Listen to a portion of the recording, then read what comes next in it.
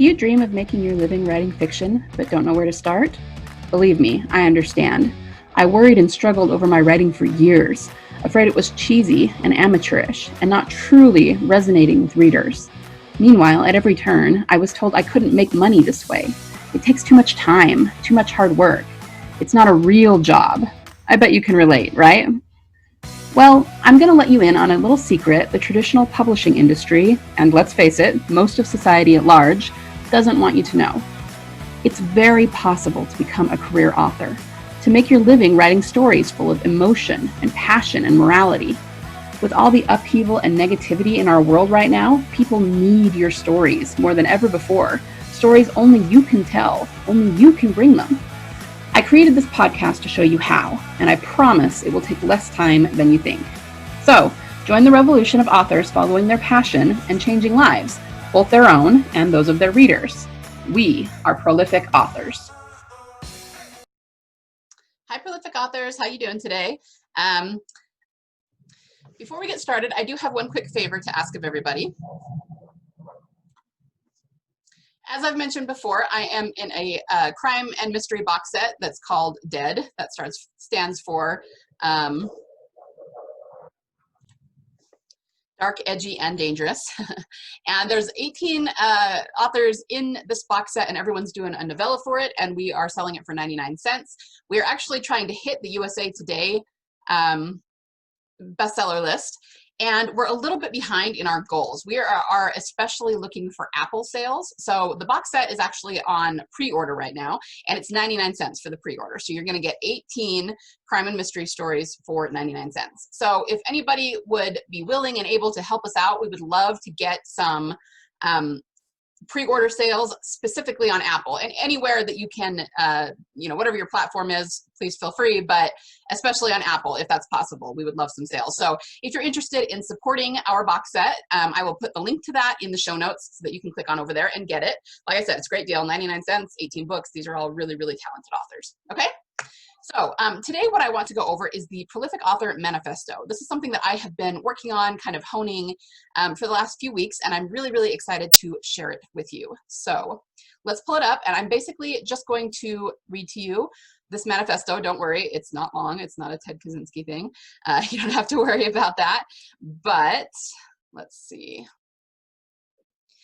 These are things that as an author and as a prolific author, I either believe to be true or want to be true.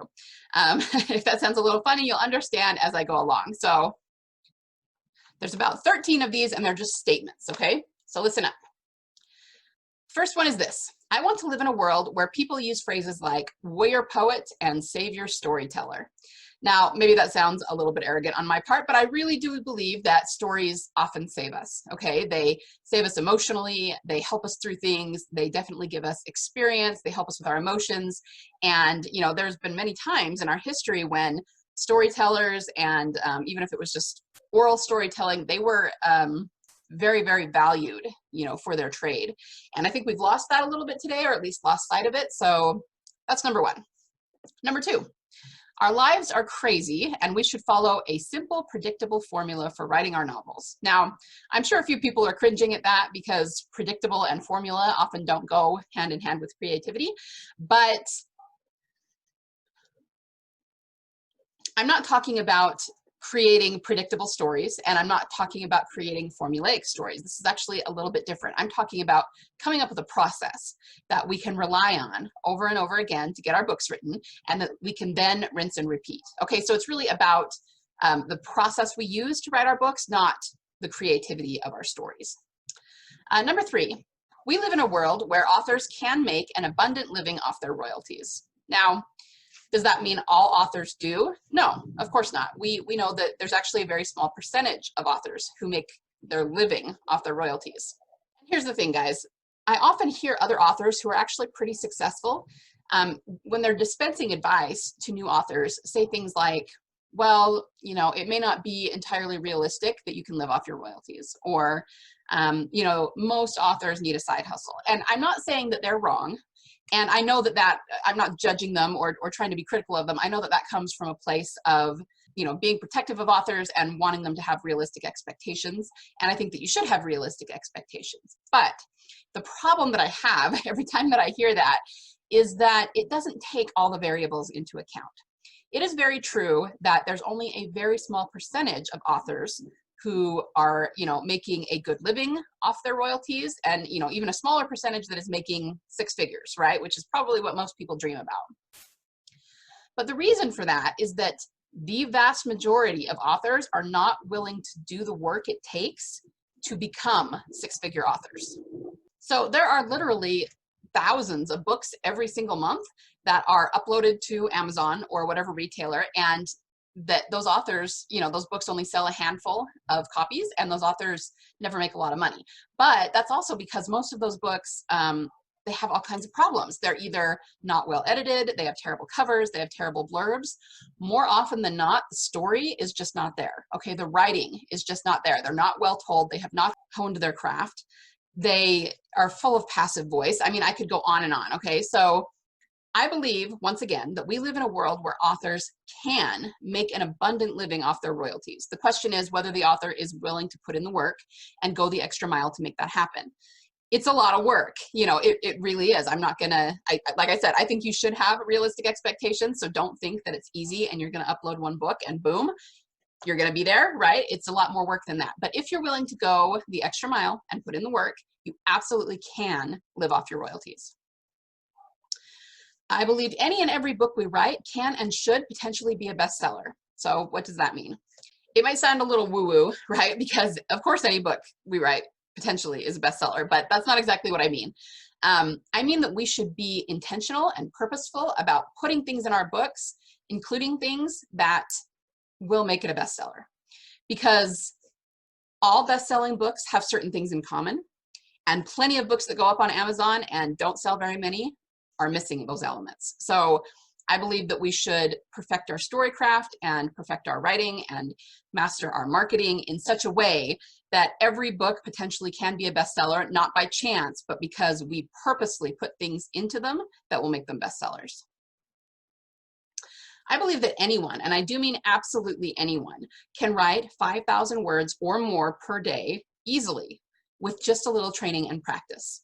This is another one of those things. Just like I couldn't jump up off my couch and run a marathon tomorrow because I haven't done the work, I haven't done the training, I have to, get my body into shape, I have to be willing to take the time to put in the training in order for that to happen. The same is true of training your brain to write. So I have to kind of laugh at authors about this in an affectionate way, of course, because authors tend to be very forward-thinking, positive, encouraging people. And so if I said to just about any author that I know, I really want to run a marathon, it's like a bucket list thing for me, I really, really want to do it, they would be super encouraging about that and be like, yeah, totally, do that. And then if I turned around and said, oh, I can't do that, I would die, what would they say? They would probably kind of laugh at me, and they would, most of them are too polite to actually be super critical, but they would probably be thinking something like, well, if you want to do it, then go make it happen. If you don't want to put in the work, then obviously you don't want it that much, right? And that's how most authors think, and that's not an incorrect way of thinking. But when we say, if I say to one of my clients or one of my friends, you can write 5,000 words a day, what do they say? Oh, I can't do that. No, I couldn't do that. And I just kind of have to chuckle. Now, understand that I don't think that they're lying when they say they can't do that. What they're saying is that they can't do it now. They've never figured out for themselves how to make that happen. But just as like with anything else, with a little bit of training, step by step, purposeful, incremental increases, you can get to a point where you can write 5,000 words a day easily. It's just a matter of forming the habit and making it happen. Anyone can make a living off their book royalties so long as they're willing to put in the work. So I kind of covered the work aspect when I talked about living off royalties to begin with. But again, just to reiterate, you have to do the work. Anyone who tells you there's no such thing as living off book royalties full-time, that's actually not true. And here's the other point I want to make. If anyone, absolutely anyone in the world is doing it, then it is possible. It is doable. You just have to figure out how to get there. Now, of course, that's easier said than done. But like I said, I have a little bit of a problem when authors who are fairly successful tell other authors that it's not realistic, okay? It is realistic. It's not easy, but it is realistic. And if you're willing to put in the work, and it is hard work, you can get there. The next one, we can raise the bar on the quality of our novels, which means better writing, deeper emotion, better developed characters and arcs, and still write them quickly and efficiently. I really believe that, okay? I am putting together a course and I am coaching clients, and my mantra is that you can write a book in 90 days or less. And I cannot tell you how much pushback I get from the authoring community around this. It kind of goes hand in hand with what I've already talked about, with developing a daily writing habit and then honing that habit and training your brain so that you can write more words more quickly, okay? So that's a big part of it. If you're willing to train your brain, because if you're writing 5,000 words a day and you write novels between 70 and 90,000 words, just do the math on that. You can do it in 90 days. You can do it in significantly fewer than 90 days. But it's about being consistent and developing that habit. And, you know, I completely understand that there's a big difference between saying you're going to do it and actually doing it. But the funny thing is that I get a lot of pushback from this, from fiction authors, saying that it's not possible and that it's ridiculous and that it will make for a low quality novel. Well, as I've started to interview people and talk to nonfiction authors, and you'll actually hear a few of these interviews in coming episodes, nonfiction authors regularly teach that you can write your book in 90 days or less. It's just like, yeah, of course, like it's par for the course for them, for a lot of them anyway. And of course, fiction writing and nonfiction writing are two different things. I think there's a lot more that we have to do. There's a lot more work that goes into it for fiction writing, but that doesn't mean it can't be done. Guys, I regularly write my books in 90 days or less, okay? So if I can do it, anybody can do it. You just have to have the processes in place to make it work and know how to slowly train yourself to get there. Of course, it's not going to happen overnight. If you're not doing it right now, it's not like 7 days from now you'll be writing 5,000 words a day and get that book done in a month. No, I mean, it's more work than that, but it can be done. All right, next statement. Consuming stories makes us more compassionate, empathetic, and just. Studies have been done, truly, in which they looked at the brain, and the empathy center of the brain on readers lights up way, way more than people who don't consume stories, okay? Stories actually do make us more empathetic. And that, it kind of makes sense because we are empathizing with the characters, we are feeling their emotions, we are rooting for them. It's basically practicing empathy to read fiction. That's what we're doing. We're practicing emotions of all kinds, but especially empathy, because we're always empathizing with the characters and rooting for them or rooting against them if it's a villain, right? So it just makes sense. But the point is, it ups our humanity. We are more compassionate. We are more empathetic with each other. We have a higher level of humanity if we consume stories. Next statement in the manifesto.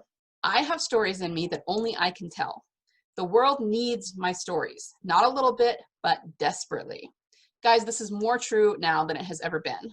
All right, as I record this, we are in November of 2020, so it is a crazy time of year, and 2020 has thrown us more than enough curveballs, right? There's just a lot of darkness and a lot of negativity in the world. And stories are the opposite of that. Of course, they have darkness and inherent in them because there's always conflict and there's always the protagonist and the antagonist. But most stories, what we're experiencing through them is seeing the good triumph over the evil in some way. The world needs that. And you have stories in you that only you can tell. Nobody else can tell the same story. And even if you told it to them first, they couldn't tell it the same way you do, from the same place you come from, with the same emotion that you have. The world needs your stories, period.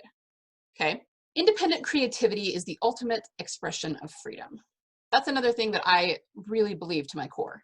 When I say independent creativity, what I mean is something that we are creating out of the air, out of nothing, okay? So we're just thinking something up in our head and creating it. So whether that is a story, a book, a poem, some sort of drawing, painting, you know, visual arts, music, writing a song, sculpture, anything like that is independent creativity, because we see it in our mind and then we just create it out of nothing. And the reason that that is the ultimate expression of freedom is because we don't need anyone's permission to do that, right? We are creating on our own. We are expressing ourselves independent of anything and everything else. And if we are independent enough to do that, then we are truly free and independent, right? So people who have a very dependent or sort of servitude mindset have a really hard time creating because they wait for others to tell them what to do. And so exercising this kind of creativity, I believe, makes us free. It's very liberating. All right, next one. I want to walk in fantastical worlds all day long while still in my pajamas and make money while I'm doing it. That is something I want to be true, and I believe it's possible. But yeah, that is one of the statements in my manifesto, and I'm sticking to it. Teaching our kids to love and seek out stories will make them wise, kind, brave, strong, and free. And I've seen this personally. I'm sure most people who have kids, teachers who teach kids, they do learn from stories. You see the wheels in their little brains moving, and it makes them kinder because, as I talked about before, they empathize with characters. It makes them wiser and more resourceful because they learn from the characters to solve their own problems. It makes them problem solvers.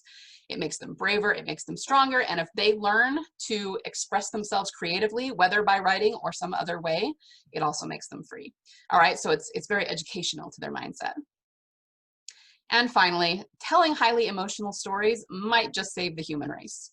Again, I really believe that. I believe we need stories, not just for the escapism, but for the hope of them, because they show us characters overcoming, and whether we think about that directly or indirectly, consciously or unconsciously, it gives us hope and strength in our own lives to deal with our own problems, and belief that the negative things we have to deal with can be overcome.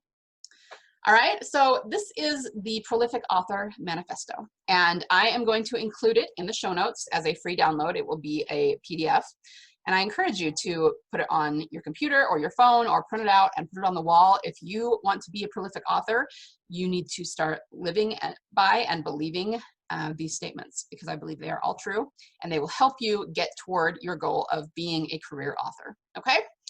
And I would love to hear what you think about this. You can leave me a review or a comment on the blog that the show notes are on. Which one of these resonated most with you? What do you believe? What do you not believe? And what would you like to hear more about? Let me know. So that is what I have for you today. I hope you appreciate this manifesto. And yeah, just have a great week writing. Go out there and write your passion. And I will see you next time. Bye. Me again. Before you go, if you found value in this episode, I would love it if you could leave me a review. Reviews are the best way to show your appreciation and help others find this podcast. Be sure to screenshot it, share it on your favorite social media network, and tag me at LK Hill Books. Remember, the world needs your stories. Only you can change someone's heart with your fire-breathing dragons, your mind-blowing mysteries, your epic romances, and your intense thrillers. So join the revolution and be a prolific author.